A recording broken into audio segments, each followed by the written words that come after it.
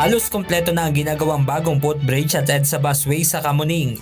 Nitong December 27 at 28, nailatag ng trusses at cross-bracing ng ginagawang footbridge. Ayon kay Department of Transportation Undersecretary for Road Infrastructure Mark Steven Pastor, inaasahan na sa unang bahagi ng 2026 ay magagamit na ng publiko ang modernong footbridge at busway station. Yung busway station mismo sa Kamuning, almost completed na, finishing na lang sila. For the elevated walkway, yung southbound is more advanced than the northbound. And if you will recall, December 27 midnight to December 28 in the early morning, nag-road closure tayo doon sa southbound para mailagay nila yung mga yung mga steel shafts ng footbridge natin. For the northbound, they're installing already the elevators compared to your ordinary elevated walkway. Because we wanted it to be modern, maluwag ito, and at the same time, may elevator access. Samantala, sa first quarter din ng 2026 ay inaasahang uumpisahan na ang proyekto para sa 3 bagong istasyon sa EDSA Carousel. Ito ang Parañaque Integrated Terminal Exchange o PITX, Magallanes at Cubao. Yun nga, nabanggit mo, Cubao, Magallanes, tsaka PITX.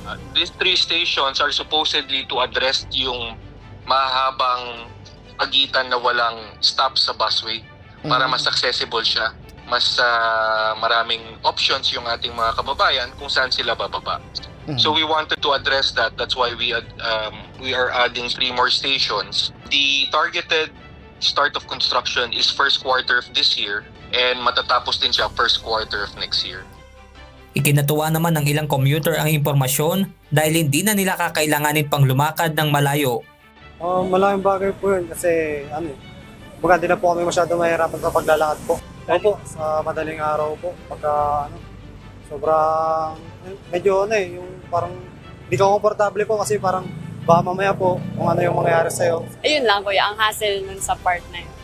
Kasi ang layo nga from Cubao, tas dito.